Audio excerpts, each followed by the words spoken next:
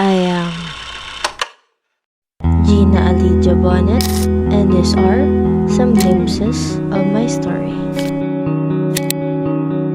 Bago po ang mga letrang SCI, ako po ay simpleng bata at masipag na mag-aaral, ginagalingan at nasisiyahan sa paaralan, pero lingid sa aking kaalaman na tila wala palang direksyon at saysay ang aking buhay. Kaya nung ikawalo ng Hulyo ng taong 2014, hinayaan po ng ating mabuting Diyos na ako ay subukin. Madaling araw nung araw na iyon na ako'y nagising, na namimilipit sa sakit ng aking likod. May tama at magana pala ang gulugod. Unti-unting nanghina, namanhid at nawala ng pakiramdam ang halos kalahati ng aking katawan, naparalisa pati ang ikot ng aking buhay. Natigil sa pag-aaral na aking kasiyahan, nawalay sa mga mahal kong kaibigan, napalayo sa bayan kong sinilangan, kinaharap ang mga bagay na di ko kinagisnan. Sa murang edad, halos nawala lahat, sobrang lumbay. Napapatanong na bakit ako? Bakit nangyayari to?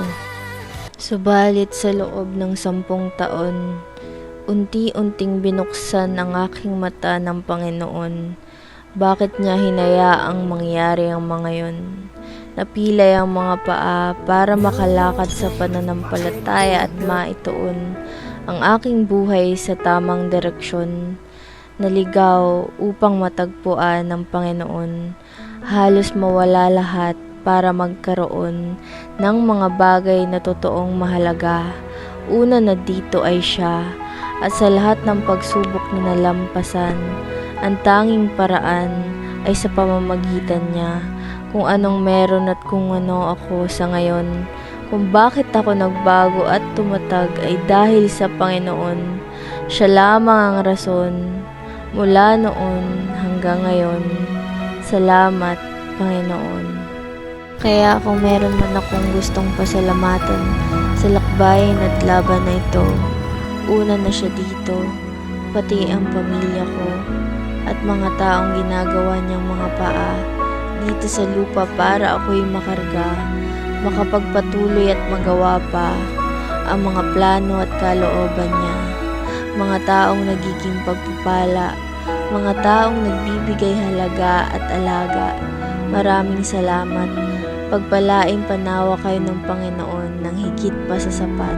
Simple lang ang aking gusto, ang patuloy na magamit pa ang buhay ko ng husto para sa mga tao at higit sa lahat sa Diyos ko. Maging pagpapala at maging instrumento sa kaharian ng Diyos, sa pag-ibig at kaayusan. At eto pa, mayakap at mahagkan ang aking kasintahan mula Taguig hanggang Jensen. Patuloy na magmamahalan sa kabila ng kondisyon, aasa sa plano, kalooban at himala ng Panginoon, sabay na lumago, maglingkod sa Kanya. Lakbayin at tuklasin ang mundo na ngayon hindi na nag-iisa. Gumugulong o naglalakad man, magpapatuloy sapagkat si Jesus ang pag-asa magpakailanman. May mga iwawala ang Panginoon para magkaroon ka ng siya. Pahihinain ka sa ibang parte ng buhay para lumakas ka sa Kanya.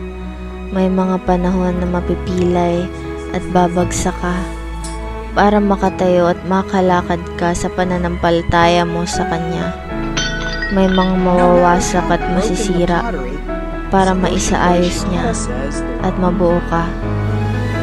May mga ipinapahintulot siya na mangyari na tila di maganda para magawa ang mas magandang plano niya. Again, this is Gina Alicia Bonnet, and this is my SCI story. To God be all the glory.